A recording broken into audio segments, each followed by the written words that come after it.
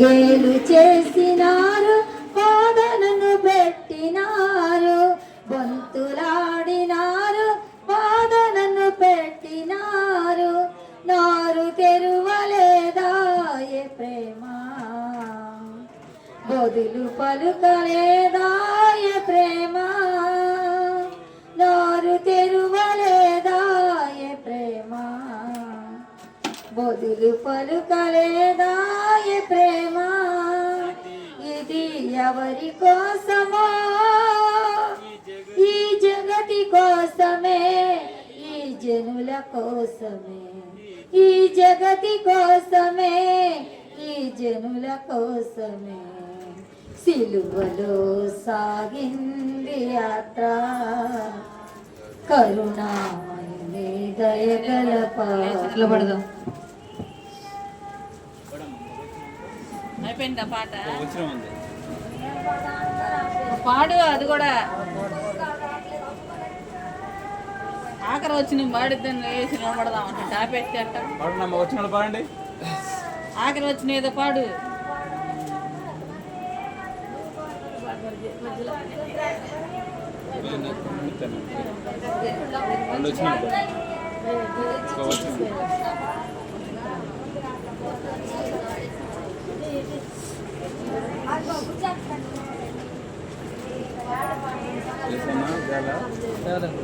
పుస్తకం అందరూ అయితే ఉంటుంది ఆ పాట.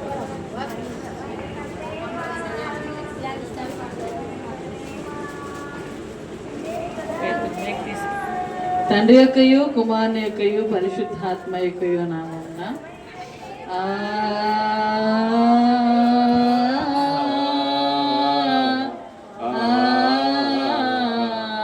ఆమేన్. ఓ ప్రభువా, నా పెదవులను తెరువుము. అప్పుడు నా నోరు నీ స్తోత్రమును బయలుపరచును. ఓ దేవా, నన్ను విడిపించుటకు త్వరగా రమ్ము. ఓ ప్రభువా, నా సహాయమునకు త్వరగా రమ్ము. తండ్రికిని కుమారునికిని పరిశుద్ధాత్మకును ఆదియందు ఇప్పుడెల్లప్పుడు యుగ యుగములందుండునట్లు మహిమ కలుగుగాక. ఆమేన్ ఆమేన్ హల్లెలూయా. ఉత్తర ప్రత్యుత్తర వాక్య భాగాన్ని చదువుకుందాం. ఈ 16వ రోజు శిలువ ధ్యాన కోడికై ఏర్పాటు చేయబడిన ఉత్తర ప్రత్యుత్తర లేఖన భాగాన్ని చదువుకుందాం.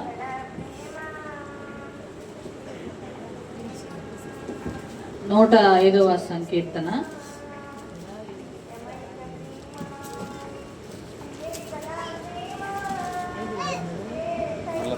నూట 5వ సంకీర్తన 105వ సంకీర్తన పేజీ నెంబర్ 507వ నెంబర్ పేజీ. 45 వచనాలు ఉన్నాయి కాబట్టి 20 వచనాల వరకు చదువుకుందాం ఈరోజు. అన్ని వచనాలు చదివితే చాలా సమయం అయింది కాబట్టి 105వ సంకీర్తన 45 వచనాలు ఉన్నాయి. 20 వచనాల వరకు చదువుకుందాం. మొదటి వచనం ప్రారంభము. యెహోవాకు కృతజ్ఞతాస్తుతులు చెల్లించుడి, ఆయన నామమును ప్రకటన చేయుడి, జనములలో ఆయన కార్యములను తెలియచేయుడి. ఆయనను గూర్చి పాడుడి, ఆయనను కీర్తించుడి, ఆయన ఆశ్చర్య కార్యములన్నింటిని గూర్చి సంభాషణ చేయుడి. ఆయన పరిశుద్ధ నామమును బట్టి అతిశయించుడి, యెహోవాను వెతుకువారు హృదయమందు సంతోషించుదురుగాక. యెహోవాను వెదుకుడి, ఆయన బలమును వెదుకుడి, ఆయన సన్నిధిని నిత్యము వెదుకుడి. ఆయన దాసుడైన అబ్రహాము వంశస్థులారా, ఆయన ఏర్పరచుకున్న యాకోబు సంతతి వారలారా, ఆయన చేసిన ఆశ్చర్య కార్యములను జ్ఞాపకము చేసుకొనుడి. ఆయన చేసిన సూచక క్రియలను, ఆయన నోటి తీర్పులను జ్ఞాపకము చేసుకొనుడి. ఆయన మన దేవుడైన యెహోవా, ఆయన తీర్పులు భూమి అంతటా జరుగుచున్నవి. తాను సెలవిచ్చిన మాట 1000 తరముల వరకు, అబ్రహాముతోను తాను చేసిన నిబంధనను, ఇస్సాకుతో తాను చేసిన ప్రమాణమును నిత్యము ఆయన జ్ఞాపకము చేసుకొనును. వారి సంఖ్య కొద్దిగానుండగా ఆ కొద్ది మంది ఆ దేశము పరదేశులై ఉండగాను కొలవబడిన స్వాస్థ్యముగా కనాను దేశమును మీకు ఇచ్చేదనని ఆయన సెలవిచ్చెను. ఆయన మాట ఆ మాట యాకోబునకు కట్టడగాను ఇశ్రాయేలుకు నిత్య నిబంధనగాను స్థిరపరిచి ఉన్నాడు. వారు జనము నుండి జనమునకును ఒక రాజ్యము నుండి మరి ఒక రాజ్యమునకును తిరుగులాడుచుండగా అభిషేకించిన వారికి నేను అభిషేకించిన వారిని ముట్టవలదనియు నా ప్రవక్తలకు కీడు చేయదనియు ఆయన ఆజ్ఞ ఇచ్చి ఆయన ఎవరైనాను వారికి హింస చేయనీయలేదు. ఆయన వారి కొరకు రాజులను గద్దించెను. దేశం మీదకి ఆయన కరువు రప్పించెను. జీవనాధారమైన ధాన్యం అంతయు కొట్టివేసెను. వారికంటే ముందుగా ఆయన యొక్కను పంపెను. యేసేపు దాసుడుగా అమ్మబడెను. వారి సంఖ్యల చేత అతని కాళ్ళు నొప్పించిరి. ఇనుము వారి సంఖ్యల చేత అతని కాళ్ళు నొప్పించిరి, ఇనుము అతని ప్రాణమును బంధించిరి. అతడు చెప్పిన సంగతి నెరవేరు వరకు యెహోవాకు అతన్ని పరిశోధించుచుండెను. 20 వచ్చిన కలిసి చదువుకుందాం. రాజు వర్తమానం పంపి అతన్ని విడిపించెను. ప్రజలు నిలువాడు అతన్ని విడుదల చేసెను. తండ్రికి కుమారునికి పరిశుద్ధాత్మకును ఆదియందు ఇప్పుడు ఎల్లప్పుడు యుగ యుగములందుండునట్లు మహిమా కలుగును గాక.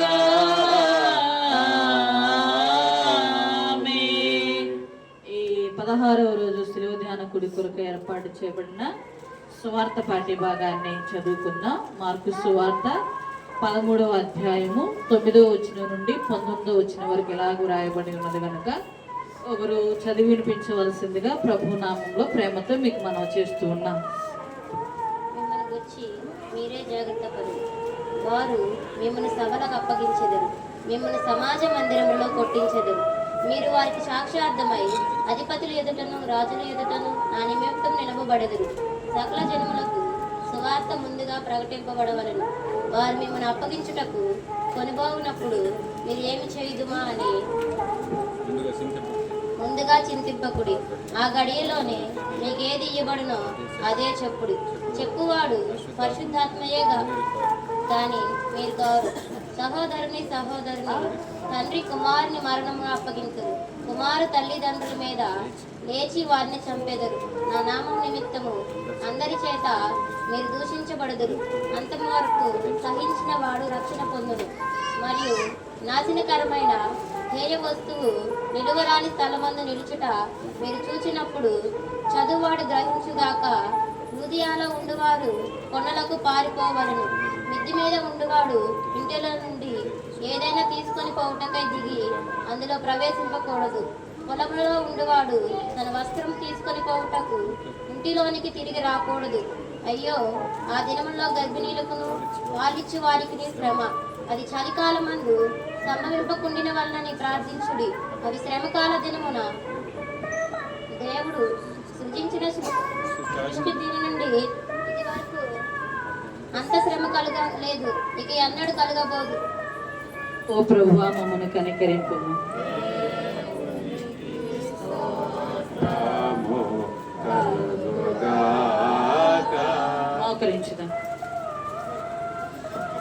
మోకరించగలిగిన వాళ్ళందరూ మోకరించండి.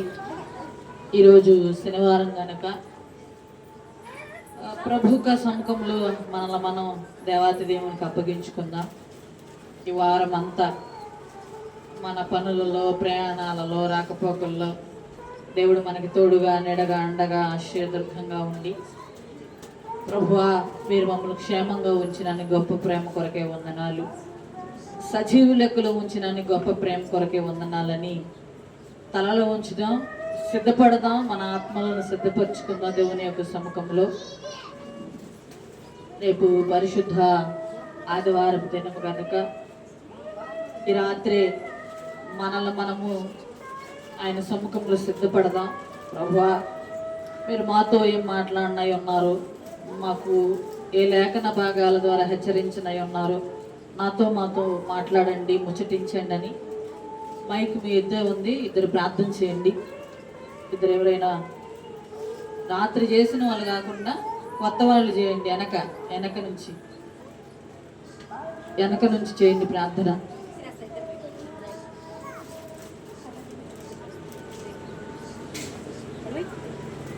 కృపాతంత్రం గల గొప్ప తండ్రి, నీ బంగారు పాత్ర వందనాలు, స్తుతులు, వందనాలు, దినాల్లో నా ప్రభా, నా తండ్రి ముఖం పెట్టి నేను ఎక్కుచుండగా నా ప్రభా, నా తండ్రి అయ్యా 15 మెట్లు ఎక్కి ఉండగా నా ప్రభా, 16వ మెట్లోకి నా ప్రభా నన్ను మమ్మల్ని క్రమంగా మర్యాదగా క్షేమంగా ఎంతవరకు కాసి కాపాడి నాయన నీ రెక్కల నీళ్ళలో భద్రపరిచావు కదా ప్రభా. మంచి ఆరోగ్యాన్ని ఇచ్చావు, మంచి బలమునిచ్చావు, మంచి శక్తినిచ్చినందుకు నీకు వందనాలు ప్రభా. ఈ సన్నిధిని స్థలము నీది ప్రభా.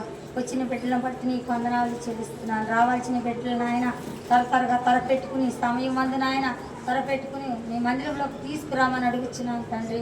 అయ్యా మేము ఏ పాటి వారు ప్రభా, ఇంతలో బుట్ట అంతలా ఆరిపోయే నీటి బుడగ లాంటి వారు, పగిలిపోయిన కొండ లాంటి వారు, పగిలిపోయిన పాత్ర లాంటి వారు, అయ్యా కొమ్మరి చేతిలో విడిపోయిన మట్టి లాంటి వారేమో తండ్రి. నువ్వు ఎంతగానో ప్రేమించిన ఆయన మట్టిని నా తండ్రి మలుసుకొని నా తండ్రి మమ్మల్ని నిలబెట్టిన విధానం బట్టి నీకు వందనాలు చెల్లిస్తున్నాను ప్రభా. అయ్యా తండ్రి ఎంతవరకు నాయన పాటల ద్వారా నా ప్రభా నువ్వు మహింపరిచావు, ఆరాధన ద్వారా నేను గణపరిచాము తండ్రి. అయ్యా నీ వాక్య ధ్యానంలోకి వెళ్ళబోతుండగా నా ప్రభా నీ జుంటే తేనె మధురమైన మాటలు ప్రభా నీ శాఖరాల ద్వారా నా తండ్రి నిలబెట్టుకుని నా తండ్రి మాకు వినిపించబోతుండగా వినగలిగిన సేవి గ్రహించగల మనస్సు మాకు దయచేయండి ఆయన. నా తండ్రి నాయన ఏ ఆశలతో వచ్చామో ఏ కోరికలతో వచ్చామో నీకు తెలుసు ప్రభా. మా ఆశలు మా కోరికలు మా అవసరాలు తీర్చే దేవుడు అని నా ప్రభా. నమ్మితే సమస్తము సాధ్యమని అంటున్నావు కదా ప్రభా. అసాధ్యమైనది ఏది లేదు కదా తండ్రి. నీకు వందనాలు అయ్యా.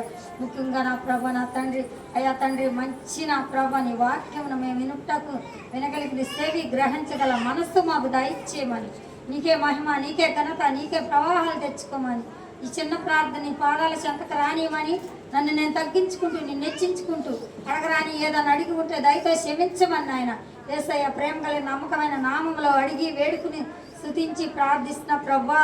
ఆమేన్. మరొక రోజు చేద్దాం.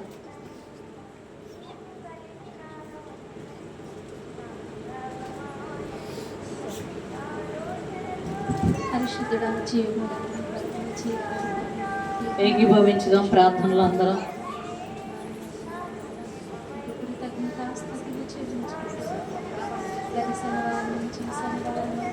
అయ్యా సజీవుల సంఖ్యలో ఉంచి మంచి ఆరోగ్యం నుంచి ఆయుష్కాలం నుంచి కృపాక్షేమం నుంచి మమ్మల్ని ఎంతగానో ఇంతవరకు భద్రపరిచిన విధానం బట్టి నీకు వందనాలు. అయ్యా ఇగో కేవలం మేము బట్టి వారమైనప్పటికీ నీ కృప చొప్పున నీ దయ చొప్పున మేము జీవించుచున్నాము తండ్రి. అయ్యా నాయన ఇదిగో నాయన ఈ కార్యక్రమాలన్నిటిలో కృపాన్ని క్షేమమును కాపుదల ఉంచండి నాయన. 2025 సంవత్సరముల క్రితము అయ్యా మా కొరకు కలవరి సిలువలో నీ రక్తం కాచి నీ ప్రాణం పెట్టి అయ్యా మమ్మల్ని ఎంతగానో నీ రక్తంలో మమ్మల్ని కడుగుకున్న తండ్రి. నీ రక్తంలో మమ్మల్ని కొన్నావు కదయ్యా. అయ్యా మూల్యమైన నీ రక్తము ద్వారా మమ్మల్ని పరిశుద్ధపరచండి నాయన. మాటలలో, తలంపులలో, ఆలోచనలో, క్రియలలో ప్రతి విధముగా ప్రభు మమ్మల్ని పరిశుద్ధపరచండి నాయన. నీవు పరిశుద్ధుడిగా ఈ లోకంలోకి వచ్చావు నాయన. అలాంటి పరిశుద్ధతను విధేయతను ప్రభు మాకు నేర్పించండి నాయన. నీ మాటలు వినినప్పుడు వాటిని విని వదిలేక అయ్యా ఆ మాటలు విని మా హృదయంలో ప్రభు నీరు కట్టి ఫలింపచేయండి నా తండ్రి. వాక్యము ద్వారా వాక్యానుసారమైన జీవితము కలిగి, వాక్యానుసారమైన నడవడి కలిగి, వాక్యానుసారమైన ప్రవర్తన కలిగి ప్రభా నీలో జీవించుటకు సహాయమును దయచేయాలి నాయన. ఆచారం గలవారికి నీ సన్నిధికి రావటము కాదు కానీ అయ్యా నీ మాటలు వినినప్పుడు ఆ వాక్యము ప్రభా మా హృదయం తాకి అయ్యా మాలో ఉన్న వాటిని సరి చేసుకోవటానికి సహాయమును దయచేయాలి నాయన. వాక్యమైన దేవ నీవు మాతో దినదినము మాట్లాడినప్పుడు మాలో ఉన్న లోపాలను సరిదిద్దుకోవడానికి సహాయం దయచేయాలి నాయన. ఇదిగో శరీర కార్యములను విడిచిపెట్టని నీవు సెలవిచ్చుచున్నావు కదయ్యా. అటు కార్యములు మేము విడిచిపెట్టుటకు సహాయమును దయచేయండి నాయన. అయ్యా నీ దాస్త్రాలు నిలవబోచుండగా ఏ వాక్యము మా హృదయములకు ప్రభా అవసరమో ఆ వాక్యమును విత్తుచున్నప్పుడు ఆ వాక్యములో ఉన్న వాటిని గ్రహించి వాక్యానుసారముగా నడుచుకోవడానికి సహాయమును దయచేయండి నాయన. ఆత్మీయమైన తండ్రి ఆత్మానుసారంగా ఆత్మీయమైన జీవితంలో వర్ధిల్లటానికి అయ్యా ఆధ్యాత్మిక నీరు పెంపొందుటకు కృప చూపండి నాయన. ప్రార్థన బీజము మాలో నాయన ఫలింపచేయండి నాయన. అయ్యా నీ బీజములో మేము ఉంటే అయ్యా ఎటువంటి శ్రమలనైనా ప్రభా. అయ్యా నాయన వాటిని ఎదిరించే అట్టి వాక్యానుసారంగా ఆధ్యాత్మికంగా ఎదుగుదలను దయచేయండి నాయన. ఆత్మీయమైన తండ్రి, పరిశుద్ధుడా, గొప్ప దేవ, ఇదిగో వచ్చిన బిడ్డలని సులువు సాటిన మరుగు వచ్చి రావలసిన వారికి మరొక సమయమును దయచేయాలి. రేపు జరగబోయే పునరుద్ధాన దినంలో ఈ కృపాక్షేమములతో ప్రభా అయా నీ ఆశీర్వాదాలతో మమ్మల్ని నింపండి. ప్రతి విధముగా మమ్మల్ని దీవించండి నాయన. అయా నీవు చేసిన ప్రతి మేలును ఉపకారములు కనపోసుకోండి ప్రభా. నీ సన్నిధిలో ఏగిరపడు చూపమని నీ మహిమ కలిగిన నీ దయ కలిగిన హస్తముల కింద మమ్మల్ని భద్రపరచమని ఈ కొద్ది మాటలు నీ పాదాల్చెందుకు చేర్చుకోమని నా రక్షకుడు నా విమోచకుడైన యేసుక్రీస్తు శ్రేష్టమైన పరిశుద్ధమైన నామములో అడిగి వేడుకొని ప్రార్థన చేస్తున్నాను పరమ తండ్రి. ఆమేన్. కూర్చుందాం.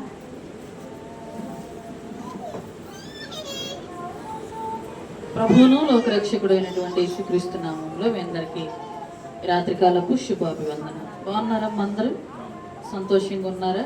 ప్రభు యొక్క మహాకృపను బట్టి 16వ రోజు కదా, 16వ రోజు శిలువ ధ్యాన కూడికలో మనమందరము పాలుపంపులు పొందడానికి దేవాతి దేవుడిచ్చిన ఈ గొప్ప తరుణాన్ని బట్టి ఆయన మనమందరము స్తుతించబద్ధులమై ఉన్నాం కదా. మీరు అనుకోవచ్చు ఇంకా చాలా రోజులు ఉన్నాయి కదా అంటే, ఇప్పుడు ఎలాగ జరిగినాయో మనకు తెలియకుండానే 16 రోజులు జరిగిపోయినాయి కదా. మనం అనుకుంటాం ప్రారంభంలో ఉన్నప్పుడు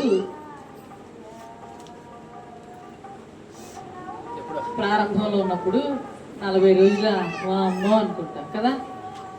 రోజులు గడిచే కొద్దీ అవి ఎలా ఉంటాయి అంటే చాలా ఆనందంగా, చాలా ఆత్మీయంగా, ఆయనలో బలపడటానికి, ఆయనలో ఉండటానికి నేను అనుకుంటూ ఉన్నా మీ అందరూ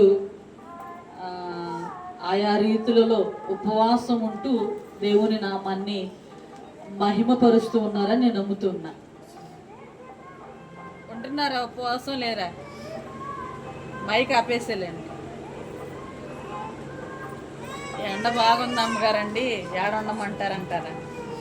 ఇవి ఏం కుడికలు చెప్పండి పోనీ. మీరే ఈరోజు మాట్లాడాల్సింది నేను కాదు. ఈరోజు ఏం కుడికలు అంతేనా?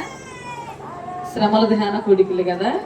సరే, నేను అడుగుతూ ఉన్నాను, మీలో ఎంతమంది ఉపవాసం ఉంటా ఉన్నారో, ఎలాగూ దేవునికి ప్రతిష్ఠించుకున్నారో అవి మీ అంతరాత్మకే తెలుసు, మీకు మీ దేవునికే తెలుసు. నేను మరలా హెచ్చరిస్తూ ఉన్నా. ఏమని అంటే, ఒకవేళ ఇప్పుడు వరకు ఏమైనా ఉండలేకపోయారేమో, ఏది 3 పూటలు తింటా ఉన్నారేమో, ఎండ కదా తట్టుకోలేము అమ్మగారు అనుకుంటా, పనులకి వెళ్తున్నాం కదా అని అనుకుంటా, ఒకవేళ అలా ఉంటే ఈ రానున్న ఈ 16 రోజులు కొద్ది ఇంకెన్ని రోజులు ఉన్నాయి, ఈ 24 రోజుల్లోనైనా సరే కనీసం ఒక పూటైనా దేవుని యొక్క సముఖంలో ఉపవాసం ఉండడానికి ప్రయత్నం చేయండి. ఈరోజు మన ధ్యానాంశంలోకి వెళ్ళిపోదాం. మార్కు సువార్త 13వ అధ్యాయము 9వ వచనం నుండి 19వ వచనం వరకు ఈ దిన మన లేఖన భాగాలుగా చదువుకున్నాం. రాత్రికాల సమయంలో మార్కు సువార్త 13వ అధ్యాయము 1వ వచనం నుండి 8వ వచనం వరకు చదువుకున్నాం. దాన్ని కంటిన్యూషన్గా ఈరోజు 9వ వచనం నుండి ఎన్నో వచనం వరకు చదువుకున్నామంటే 19వ వచనం వరకు చదువుకున్నాం. రాత్రి 5వ వచనాన్ని మనం ధ్యానం చేసుకున్నాం కదా. రాత్రి మన ధ్యానాంశం ఏంటంటే, ఎవడును మిమ్మల్ని మోసపుచ్చుకోనకుండా, అంటే లోకంలో ఉన్నాం కనుక చాలామంది చాలా రకాలుగా మోసపోతూ ఉన్నారు. ఎలా మోసపోతూ ఉన్నారో రాత్రి మనం చూసాము. అయితే ఈరోజు మన వర్తమానం ఏంటంటే, ఈరోజు మన ధ్యాన భాగం చెబుతారా, లోకాంత శ్రమను గూర్చి యేసు ముందుగా చెప్పుట. అంటే యేసుక్రీస్తు ప్రభువారు శరీరధారిగా ఉన్నటువంటి దినాలలో శిష్యులు ఆయన యొద్దకు వచ్చి, గత రాత్రికాల పాఠంలో మనం చదువుకున్నాం కదా, 3-4 వచనాలలో శిష్యులు ఆయన దగ్గరికి వచ్చి, అయ్యా మరి రాకడ దినాలు రాబోతూ ఉన్నాయి అంటూ ఉన్నారు, అంతము సమీపించబడుతుంది అంటూ ఉన్నారు కదా. ఆ దినాలలో ఎలా ఉంటారు మనుషులు, ఆ దినాలలో ఎలా ఉంటారు మనుషులని యేసుక్రీస్తు ప్రభు అని అడిగినప్పుడు యేసయ్య ముందుగానే వారికి ఏం చెప్పాడంటే 5వ వచనంలో ఎవడనో మిమ్మల్ని మోసపుచ్చుకోకుండా చూసుకోనుడి అని రాత్రికాల సమయంలో మనతో స్పష్టంగా మాట్లాడాడు. మార్కు గారు ఈ 13వ అధ్యాయము 9వ వచనం నుండి 14వ వచనం వరకు ఏదైతే రాశారో, పరిశుద్ధుడైనటువంటి మత్తయ్య గారు కూడా 24వ అధ్యాయంలో యేసుక్రీస్తు ప్రభు వారు ఏమి మాట్లాడారో అదే రాశారు.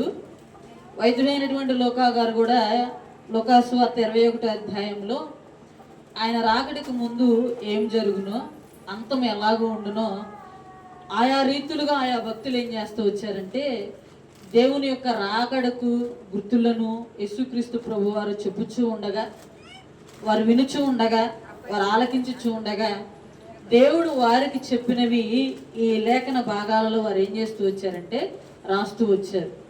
ఈరోజు మన ధ్యానాంశం ఏంటంటే లోకమంతా శ్రమను గూర్చి యేసు ముందుగా చెప్పుట. 19వ వచనం మనం చూద్దాం. అవి శ్రమగల దినములు, దేవుడు సృజించిన సృష్టి ఆది నుండి ఇది వరకు అంత శ్రమ కలగలేదు, ఇక ఎన్నడూ కలగబోదు. ఇప్పుడు ఆ దినాలు ఎలా ఉంటాయంటే శ్రమగల దినములు అన్నారు.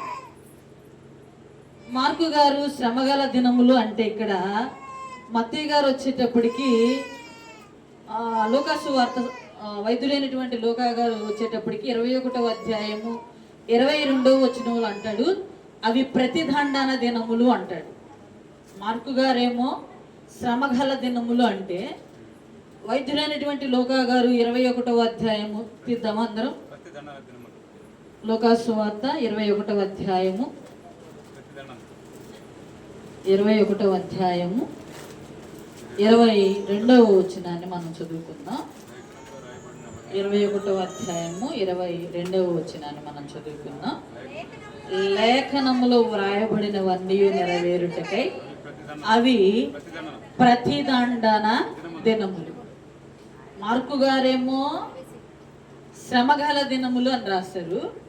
వైద్యుడైనటువంటి లోకా గారేమో రాబోయే రోజులు యేసుక్రీస్తు ప్రభు వారికి రాకడకు ముందుగా ఉండే రోజులు ఎలాంటి రోజులు అంటే ప్రతిదండన రోజులు అన్నారు.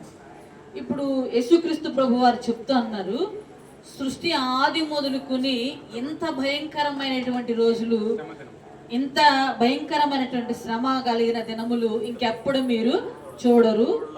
ఆ శ్రమ దినాలలో నేటి క్రైస్తవులమైనటువంటి మనం ఏం చేయాలంటే నిలబడాలి, వాటిని ఎదుర్కోవాలి, వాటి ఎదుట మనం నిలబడాలి. కనుక రాబోయే రోజులు క్రైస్తవునికి చాలా కష్టతరమైనటువంటి పరిస్థితులు ఎదురవుతూ ఉన్నాయి. కనుక వాటిలో మీరు ఎలాగ ఉండాలంటే బలముగా ఉండాలి అని ఆ శ్రమగల దినములను గురించి యేసుక్రీస్తు ప్రభువారు ముందుగానే శిష్యులకి ఏం చేస్తూ ఉన్నాడంటే తెలియజేస్తూ ఉన్నాడు. అంటే లోకా గారేమో ప్రతిదండన దినాలు అన్నాడు, మార్కు గారేమో శ్రమగల దినములు అన్నారు. అంటే ఈ 2 దినాలలో ప్రజలు ఎలా ఉండాలంటే దేవునికి నమ్మకమైన వారుగా ఉండాలి, దేవునికి ఇష్టమైన జీవితాన్ని జీవించేవారుగా ఉండాలి, దేవుణ్ణి ప్రేమించేవారుగా ఉండాలి.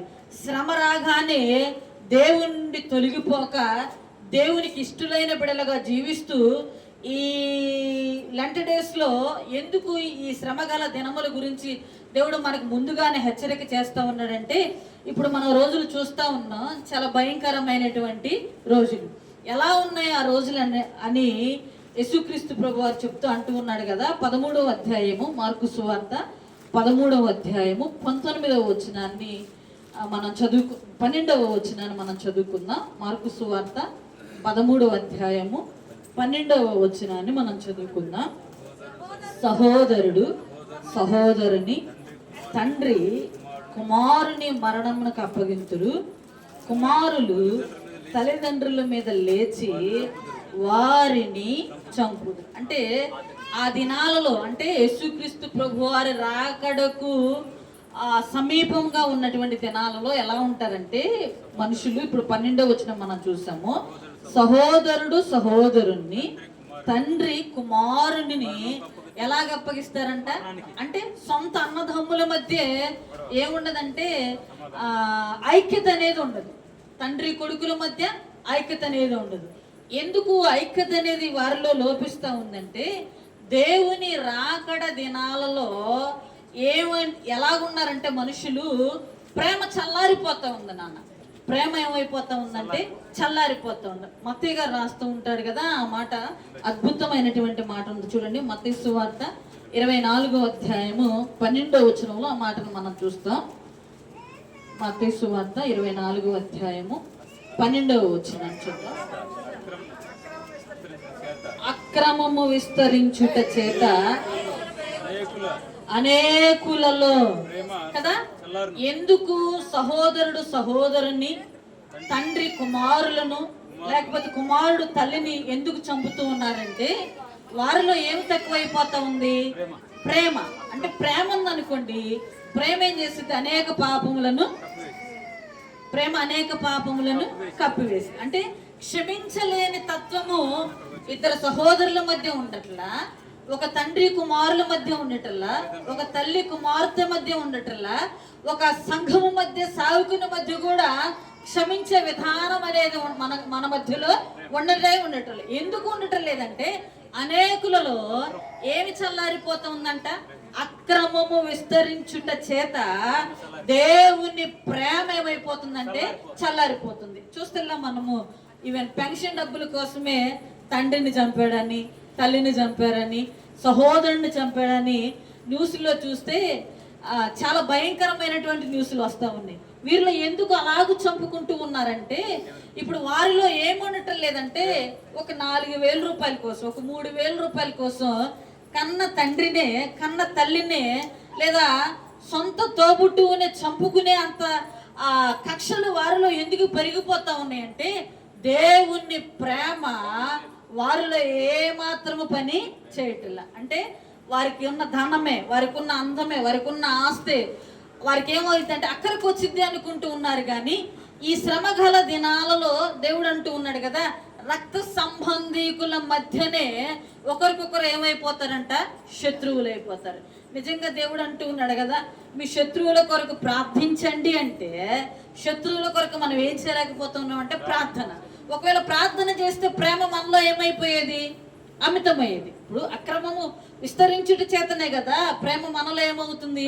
చల్లారిపోతా ఉంది. అంటే ఇప్పుడు ప్రేమ తక్కువయ్యే కొద్దీ ద్వేషము మనలో నుండి ఏమైపోతుందంటే ఒక క్రోధము, ఒక కోపము, ఒక అసూయ మనలో నుండి పెరిగి కదా, కయ్యూను ఏబేలును మనం చూస్తే క్రోధము పెరిగిపోయేగా, ప్రేమ చల్లారిన కారణం చేతేగా కయ్యూను హేబేలు మీద పడి చంపడానికి గల కారణం.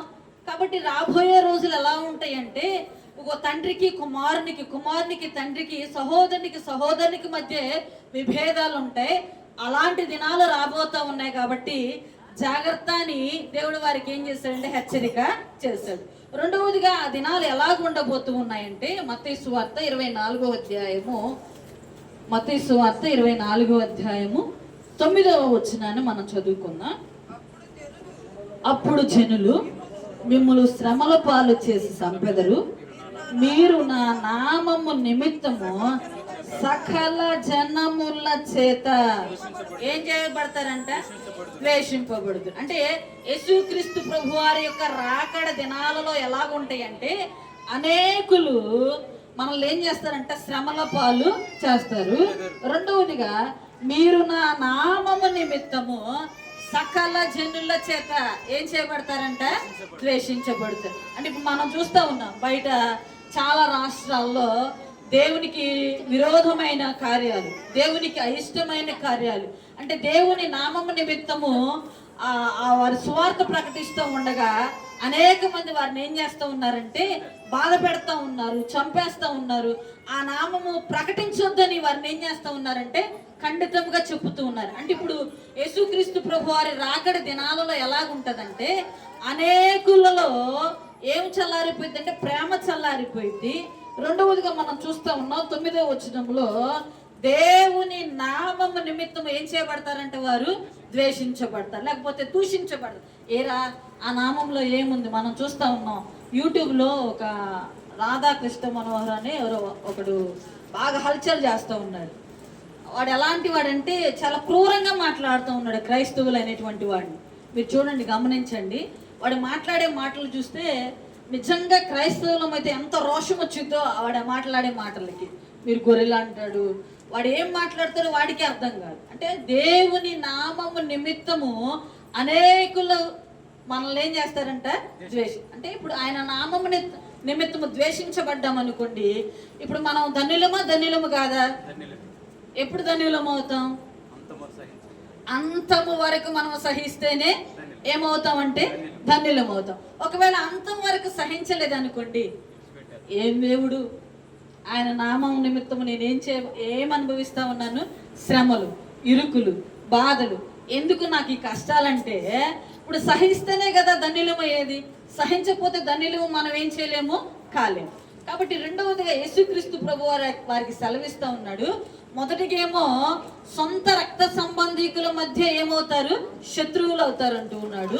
రెండవదిగా అనేక మంది నా నామం నిమిత్తం ఏం చేయబడతారంట, ద్వేషించబడదు. చాలా మంది ప్రార్థనకు వస్తూ ఉంటే ఆ ప్రార్థనకు వచ్చాక మేలు జరగలేదు అనుకోండి, ఇప్పుడు మన ప్రక్క వాళ్ళు, ఎదుటి వాళ్ళు, వెనక వారు ఎవరో ఒకళ్ళు ఏం చేస్తారంటే, ఆయన నామంలో ప్రార్థన చేస్తూ ఉన్నాగా నీకెందుకు మేలు జరగట్లా, నీకెందుకు అద్భుతం జరగట్లా, నీకు నిజంగా నీ దేవుడు నీకు తోడుగా ఉంటే ఎందుకు నిన్ను కనికరించడు అని అనేకులు, అన్యులే కాదు నాన్న, నేటి క్రైస్తవ సంఘంలో ఉన్నటువంటి మనము కూడా దేవుని నామాన్ని ఏం చేస్తూ ఉన్నామంటే దూషిస్తూ ఉన్నాం.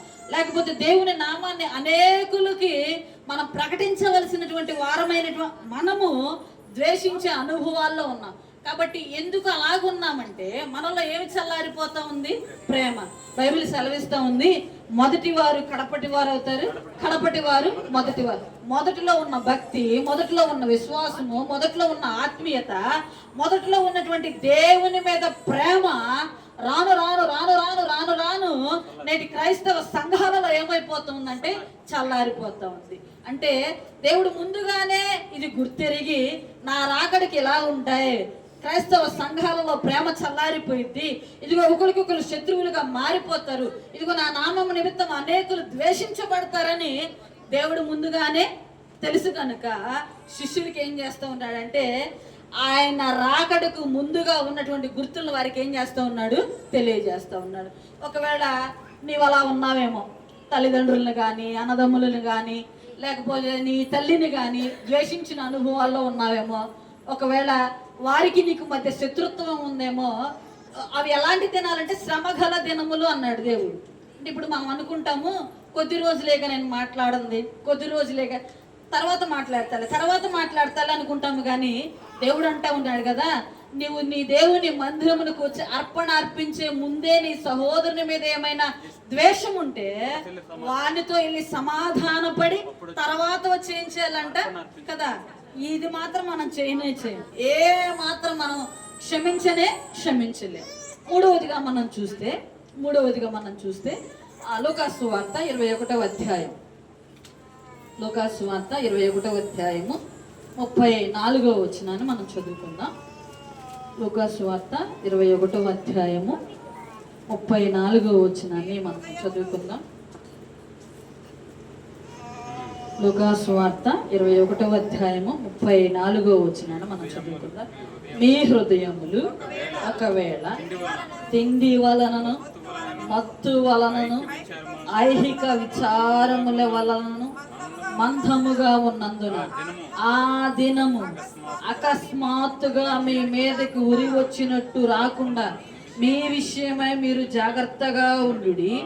ఆ దినము భూమి అంతటా నివసించే వారందరి మీదకి అకస్మాత్తుగా వచ్చును గనుక, కాబట్టి మీరు జరగబోవు వీటినెల్లను తప్పించుకొని మనిషి కుమారుని ఎదుట నిలవబడుటకు శక్తి కలిగిన వారగునట్లు ఎల్లప్పుడు ప్రార్థన చేయుచు. ఎలా ఉండాలంట? మెలకువగా ప్రార్థన చేసామనుకోండి, ప్రేమ పెరిగిద్దా చల్లారిద్దా? చెప్పండి, ప్రార్థన చేస్తే ప్రేమ పెరిగిద్దా చల్లారిద్దా? పెరుగుతుందా శత్రువుల మీద ప్రేమ? మీరు గమనించండి 34వ వచనంలో, మీ హృదయములను ఒకవేళ దేని వలన, రెండవది, మూడవది ఐహిక విచార. ఏం తిందామా, ఏం త్రాగుదామా, ఏం కట్టుకుందామా, ఏమి కొందామా, వీటి గురించి ఆలోచన ఉంది. కానీ ఇదిగో ప్రభు రాకడ దినాలు అతి సమీపంగా ఉన్నాయి. అవి శ్రమగల దినములు. వాటి నుండి నేను వాటి నుండి నా కుటుంబము, వాటి నుండి నా సంఘము, వాటి నుండి మా గ్రామము తప్పించుకోవడానికి వారి కొరకు ప్రార్థన చేయాలి అనే ప్రార్థన తపన మనలో అసలు ఉండటల్లా. ఇప్పుడు మనలో ఏమున్నాయంటే తిన్నాం, ఉన్నాం.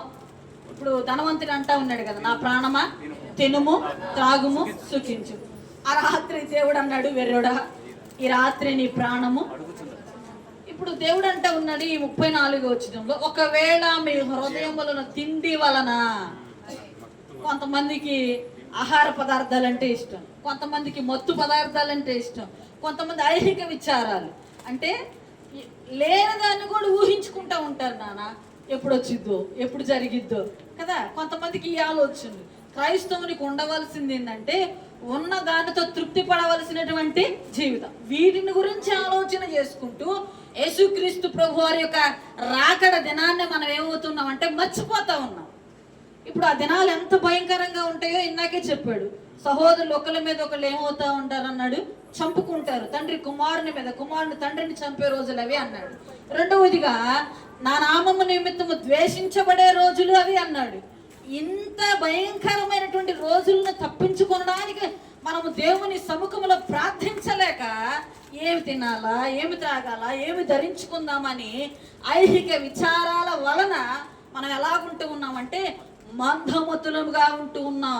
ప్రార్థించవలసిన సమయంలో ప్రార్థించటల్లా, దేవుని సముఖంలో ఉపవాసం ఉండవలసిన సమయంలో ఉపవాసం ఉండటల్లా, దేవుని సన్నిధానంలో గోజాడవలసిన సమయంలో గోజాడలేక, దేవునికి సమయం ఇవ్వలేక ఏమి తిందుమా, ఏమి త్రాగుదామని ఈ లోకం వైపు, లోక ఆశల వైపు పరిగెడుతూ ఉన్న నేటి క్రైస్తవ సంఘమా రాకడ సమీపంగా ఉందని గుర్తెరిగి ఆ రాకడలో నీవు ఎత్తబడతావో, విడవబడతావో, లేక దేవుని ఆ శ్రమలలో నిలబడతావో నిలబడలేవో నీవు గమనించుకోండి. నీవు అసలు శక్తిమంతుడివేనా, శక్తిమంతురాలవేనా ఆ రాకడను తట్టుకొనడానికి, లేకపోతే ఆ శ్రమ గల దినములను తట్టుకోవడానికి, ఆయన సముఖం ముందు నిలబడడానికి శక్తి ఉందా నీకు?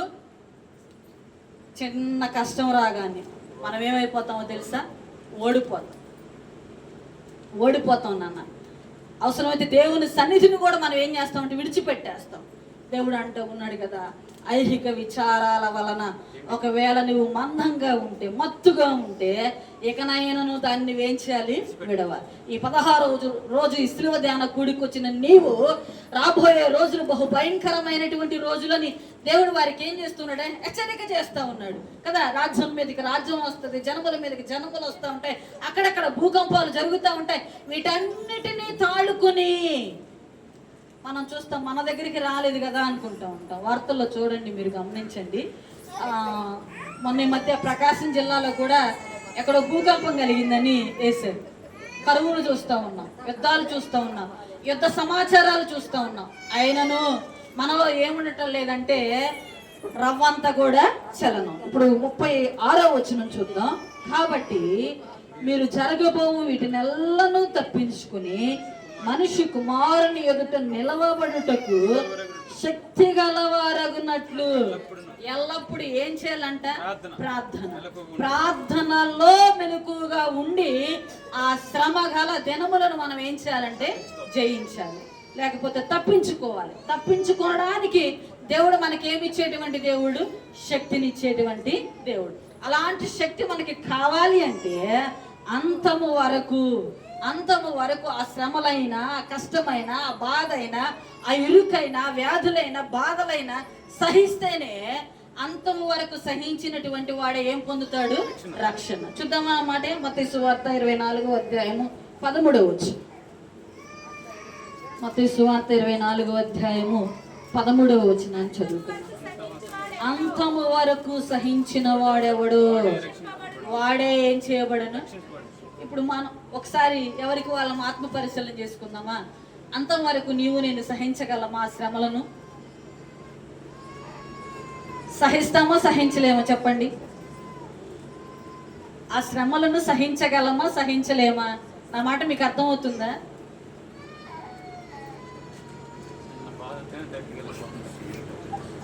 అంతము వరకు సహించువాడెవడో వాడే ఏం పొందుతాడన్నాడు? రక్షణ. ఇప్పుడు అంతం వరకు మనం సహించేటువంటి ధైర్యము మనలో ఉందా? మన మాట వినపడుతుందా వినపడతలేదా?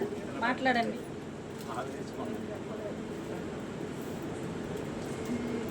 మీరేదో సమాధానం చెప్పేదాకా నేను ఈరోజు వర్తమానాన్ని ముగించను. శ్రమలు కలుగుతున్నాయి నాన్న. శ్రమలో అంతం వరకు నిలిచి ఉండేవాడే రక్షింపబడును అన్నాడు కదా. ఇప్పుడు అంతం వరకు నిలిచి ఉండడానికి ఆ ధైర్యము, ఆ శక్తి మీకు ఉన్నదా లేదా అన్న నేను. శ్రమ రాగానే ఏమైపోతా ఉన్నాం చెప్పండి? పడిపోతా ఉన్నామా లేదా? 2వ కొరింథీయులకు రాసినటువంటి పత్రిక 6వ అధ్యాయం, 2వ కొరింథీయులకు రాసినటువంటి పత్రిక అదొకటి చదువుకుని మనం ముగించుకుందాం. 2వ కొరింథీయులకు రాసినటువంటి పత్రిక 6వ అధ్యాయం 3, 4, 5 వచనాలను చదువుకుందాం. మా పరిచర్య నిందింపబడకుండా నిమిత్తము ఏ విషయములోనైనాను అభ్యంతరమేమీ కలుగచేయక శ్రమల యందును, ఇబ్బందుల యందును,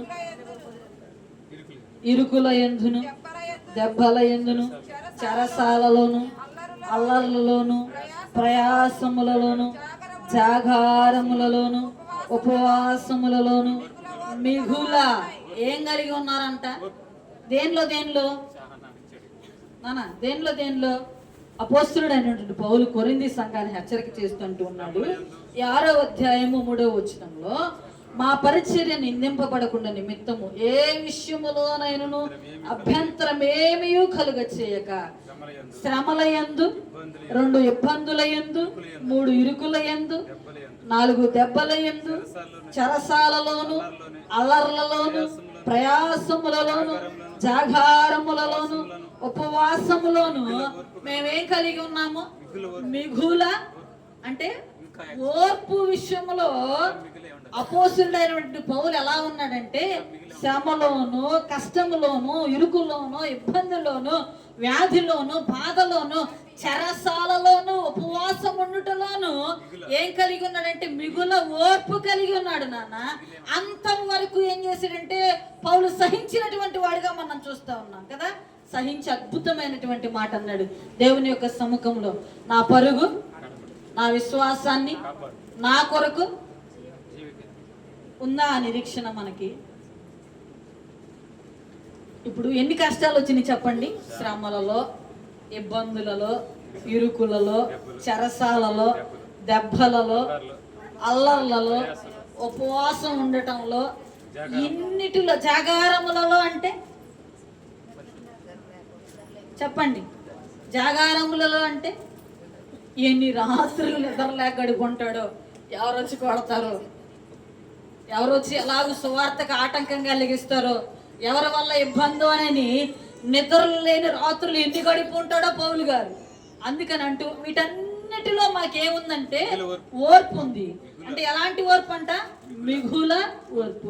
నేటి క్రైస్తవ సంఘమైనటువంటి మనకి ఎందుకు ఇతరుల మీద ద్వేషం మనకు ఉంటుందంటే, ఎందుకు అనేకులు దేవుని నామం ద్వారా మనం ద్వేషించబడుతూ ఉన్నామంటే ఓర్పు మనలో లేక.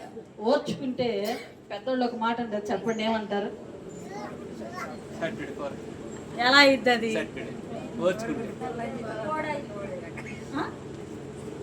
చెప్పండి ఎలా అయింది? ఓర్చుకుంటే కదా. ఇప్పుడు పౌలు గారు ఎన్నిట్లో ఓర్చుకున్నాడు?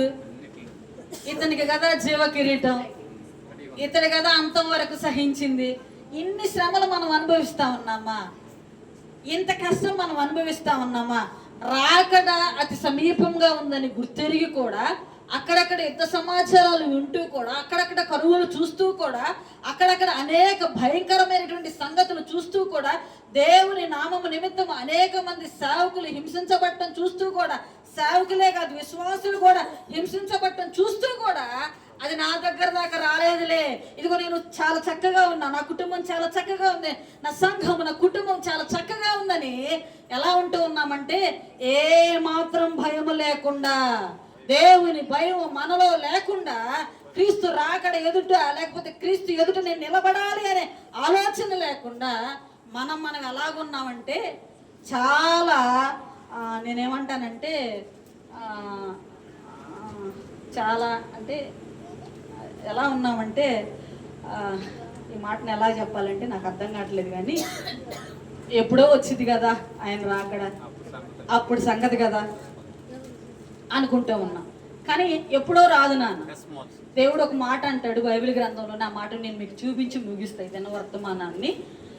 రోమాపత్రిక 5వ అధ్యాయం, రోమీలకు రాసినటువంటి పత్రిక 5వ అధ్యాయము, రోమాపత్రిక 5వ అధ్యాయము 3-4 వచనాలను చదువుకున్నా. అంతేకాదు శ్రమ ఓర్పును, ఓర్పు పరీక్షను, పరీక్ష నిరీక్షణను కలుగ చేయునని ఎరిగి శ్రమల యందు ఏం పడాలంట? అసలు శ్రమల యందు అతిశయ పడతాం మనం. శ్రమ రాగానే మొదట చేసే పని ఏంటంటే దేవునికి దూరం అవటమే, దేవునిని నిందించటమే. చేతనైతే మన తోటి వారితో దేవుని గురించి మాట్లాడేటప్పుడు హేళనగా మాట్లాడటమే. దేవుడు నాకేం చేశాడు అని, నాకే వచ్చిన ఈ శ్రమ అంతా, నాకే వచ్చింది కష్టం అంతా, నా కుటుంబమే దొరికిందా అన్నట్లుగా మాట్లాడతాం. కానీ రోమపత్రిక 5వ అధ్యాయం 3వ వచనంలో అద్భుతమైనటువంటి మాట మనం చూస్తా ఉన్నాం. అంతేకాదు శ్రమ ఓర్పును, ఓర్పు పరీక్షను, పరీక్ష నిరీక్షణను కలుగ చేయనని ఎరిగి శ్రమల యందు ఏం పడాలంట? అంటే ఎన్ని శ్రమలు వస్తే అన్ని నాకే మంచిది అన్నంతగా మనం ఏం చేయాలి? అతిశయ పడాలి. అందుకని యేసుక్రీస్తు ప్రభు వారు ముందుగానే లోకం మీదకి శ్రమ వచ్చింది, ఆ శ్రమలో నిలబడిన వాడే ఆ రాజ్యానికి అర్హుడు, యోగ్యుడు అని ముందుగానే శిష్యులకి ఏం చేశాడంటే రాబోయే రోజులు ఎలా ఉంటాయి నాయన అని వారికి ముందుగానే ఉపమాన రీతిగా వారికి ఏం చేశాడు? తెలియజేశాడు. ఎవరైనా సరే, ఇదిగో పౌలు ఇందాక అన్నాడే, శ్రమలలో, ఉపద్రవాలలో, ఇరుకులలో, ఇబ్బందులలో కొట్టబడినప్పుడు ఆ శ్రమలలో నేనేం కలిగి ఉన్నానన్నాడు? ఓర్పు. ఇప్పుడు ఆ శ్రమల యందే అతను ఏమవుతున్నాడంటే అతిశయం. మనుషుల కొరకు కదా నాన్న అతడు అతిశయిస్తా ఉంది. చాలాసార్లు అతిశయిస్తాం. మనకున్న డబ్బును బట్టు, అందాన్ని బట్టు, ఐశ్వర్యాన్ని బట్టు, ఉన్న ఇల్లును బట్టు అతిశయిస్తూ ఉంటాం. దేవుని కొరకు అతిశయించిన, లేకపోతే దేవుని కొరకు శ్రమ పడిన రోజు ఏదైనా ఉన్నదా అని నువ్వు ఆత్మ పరిశీలన చేసుకుంటూ ఒక్క రోజు కూడా దేవుని కొరకు ఈ శ్రమ అనుభవించానని ఎవ్వరు కూడా చెప్పలేవు, నాతో సహా. నిజంగా ఆ శ్రమ గల దినాలు ఎలా ఉంటాయి అంటే మనం అనుకోవచ్చు, నేను ఎప్పుడు చనిపోతానో నాకే తెలియదు కదమ్మా, నేను చూడను కదా అనుకుంటారేమో, నాకు తెలియదు కదా, నేను చూడను కదా అని అనుకుంటారేమో. కానీ దేవుడు అంటే ఉన్నాడు, మత్తయి సువార్త 24వ అధ్యాయం 34వ వచనం చూద్దాం. అవి నాకు తెలియదు కదా, నేను చూడను కదా, నా బిడ్డలు చూడరు కదా అనుకుంటా ఉన్నారేమో. ఒకవేళ 24వ అధ్యాయము 34వ వచనం, ఒక్క నిమిషం నన్ను అందరు తీనియండి. మత్తయి సువార్త 24వ అధ్యాయము 34వ వచనం. ఇవన్నీ జరుగు వరకు ఏ తరము గతింపదని. ఎవరితో? మనం అనుకుంటా నేను చూడనుగా ఆయన రాకడ, నాకు తెలియగా శ్రమలు, నేను ఎప్పుడు వెళ్ళిపోతాను నాకే తెలియదు అనుకుంటామే. దేవుడు అంటా ఉన్నాడు, ఒకవేళ మనం చూడపోతే మన బిడ్డలు, మన బిడ్డలు చూడపోతే వారి బిడ్డలు, ఈ తరము వారే ఇవన్నీ జరుగు వరకు అన్నాడా? ఎన్ని వచ్చినాలో మనం చూసాం? 34వ వచనం. ఇవన్నీ జరుగు వరకు ఈ తరము గతింపదని నిశ్చయముగా నేను మీతో చెప్పుచున్నాను. ఒకవేళ ఇప్పుడు మన తల్లిదండ్రులు ఉండొచ్చు, వారు చూడకపోయినా మనం చూడకపోయినా మన బిడ్డలు, అంటే ఎవరో ఒకళ్ళు క్రీస్తు రాకడాకు గుర్తులన్నీ మనం ఏం చేస్తూనే ఉన్నాం, చాలా వరకు చూస్తూనే ఉన్నాం. భూకంపాలు చూడట్లేదా? కరువులు చూడట్లేదా? ఉపద్రవాలు చూడట్లేదా? ఒకరినొకరు చంపుకోవడం చూడట్లేదా? అనేకుల్లో ప్రేమ చల్లారిపోవడం చూడట్లేదా? అంటే ఈ తరము ఏం కాదంట, ఏం కాదు, గతించిపోదు. అంటే మనం బ్రతికి ఉండగానే ఇవన్నీ మన కన్నులారా ఏం చేస్తూ ఉన్నాం, చూస్తూ ఉన్నాం. కాబట్టి శ్రమ గల దినాలను తప్పించుకునడానికి నీవు నేను ఆయన సముఖములు ఎలా ఉండాలంటే సిద్ధముగా ఉండాలి. సిద్ధముగా ఉండి ప్రభు రాకడలో ఓర్పు కలిగి సహనము కలిగి అంతం వరకు సహించే వారంగా ఉంటేనే దేవుడు మనం రక్షించడానికి సంసిద్ధంగా ఉన్నాడు కనుక అలాగూ మనలందరినీ పరిశుద్ధాత్మ దేవుడు మనలను మన కుటుంబాలను మనమే మన సంఘాన్ని గ్రామాన్ని సమృద్ధిగా రక్షించి తన కాపుదల మన కుటుంబాలందరికీ అనుగ్రహించునుగాక. ఆమె అటు కృపతో దేవుడు మిమ్మల్ని మీ కుటుంబాలను దీవించునుగాక. ఆమె. యేసు రాజుగా వచ్చుచున్నాడు, ఓ లోకమంతా తెలుసుకుంటాడు. యేసు రాజుగా వచ్చుచున్నాడు, భూలోకమంతా తెలుసుకుంటాడు. రవి కోటి తేజుడు రమ్యమైన దేవుడు, రవి కోటి తేజుడు రమ్యమైన దేవుడు రారాజుగా వచ్చుచున్నాడు. యేసు రారాజుగా వచ్చుచున్నాడు, యేసు రాజుగా వచ్చుచున్నాడు. భూలోకమంతా తెలుసుకుంటాడు. క్రైస్తవుడా మరవవద్దు ఆయన రాకడా, క్రైస్తవుడా మరవవద్దు ఆయన రాకడా. కనిపెట్టి ప్రార్థన చేయుము సిద్ధముగా నుండి, కనిపెట్టి ప్రార్థన చేయుము సిద్ధముగా నుండి. రేపపాటున మారాలి, రేపపాటున రావాలి. యేసయ్య చెంతకు చేరాలి, యేసయ్య చెంతకు చేరాలి. యేసు రాజుగా వచ్చుచున్నాడు, భూలోకమంతా తెలుసుకుంటాడు. రెండు చేతులు ఎత్తుదాం, ప్రార్థన చేద్దాం. ప్రభువా,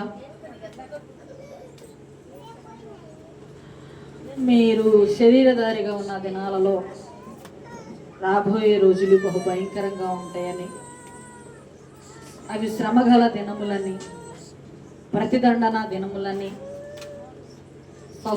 సహోదరులు చంపుకునే దినాలని మేము చూసాం. అనేకులు మీ నామం నిమిత్తం మమ్మల్ని ద్వేషిస్తారని మేము చూసాం.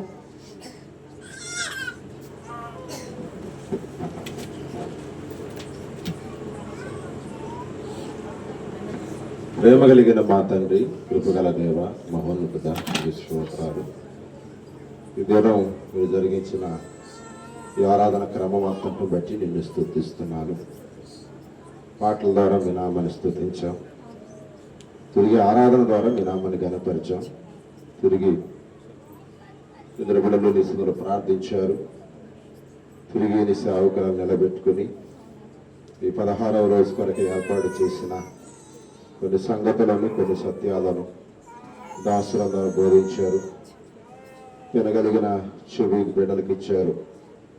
ఎన్నో మాటలు వారి హృదయాల్లో బదిలపరుచుకొని వాక్యానుసారంగా జీవించుటకు నీ కృప అనుగ్రహించండి అయ్యా. ఈ స్థలములో బలహీనలుగా ఉన్న బిడ్డల ఎడల దయ చూపించండి, మీ కరుణను చూపించండి, మీ దక్షిణ హస్తాన్ని చాపండి. సంపూర్ణ స్వస్థతను, విడుదలను మీ నామందు వారికి ప్రకటించండి. ముఖ్యంగా ఎవరైతే విశ్వాసంతో, కన్నీటితో, వేదనతో, ఇరుకులో ఈ సన్నిధికి వచ్చారో అటు బిడ్డలను మీరు ఆదరించమని ప్రార్థన చేస్తున్నాను. దేవా, ఈ స్థలంలో రాష్ట్రాల గురించి మా జ్వరంతో బాధపడుతూ ఉండగా నీ బిడ్డను మీరు ముట్టి తాకి స్వస్థపరచమని ప్రార్థన చేస్తున్నాను. అయ్యా, రేపు పరిశుద్ధ ఆదివారం ఆరాధనకు అందరూ కూడా కిందల కాడ పనులను ముగించుకొని నీ సన్నిధికి రావడానికి కృపద ఇచ్చామని, ఆటల్లోనూ ఆరాధనలోను వాక్యంలోనూ నీ పరిశుద్ధాత్మను కుమ్మరించమని, సమస్త ఘనత మహిమ మీరు పొందుకోమని, దీవులతో ఆశీర్వాదంతో నిత్య తృప్తిపరిచి పంపించమని, మా కాదు యెహోవా, మాకు కాదు కేవలం నీ పరిశుద్ధ నామమునకి మహిమ తెచ్చుకోమని యేసయ్య పరిశుద్ధ నామమందే ప్రార్థించి పొంది ఉన్నాం పరమ తండ్రి. లోకమందున మా తండ్రి, నామం పరిశుద్ధపరచబడుగాక, మీ రాజ్యం వచ్చుగాక, మీ చిత్తం పరలోకమందు నెరవేరినట్లు భూమి మీద నెరవేర్చబడునుగాక. మరి అపరాధములు చేసిన వారిని మేము క్షమించిన ప్రకారం అపరాధాలు క్షమించి శోభనతో కాదుషులు తప్పించి రాజ్యము శక్తి మహిమ నిరంతరం నీవై నావు తండ్రి. తండ్రి కుమార పరిశుద్ధాత్మ త్రియ యొక్క దేవుని దీవెనుడు ఈ 16వ రోజు శిలువ ధ్యానానికి వచ్చిన మీకు మీ కుటుంబాలకు సదాకాలం రేపు జరగన ఆరాధనతో నడిపించి కాపాడుగాక. తండ్రికి సుతునికి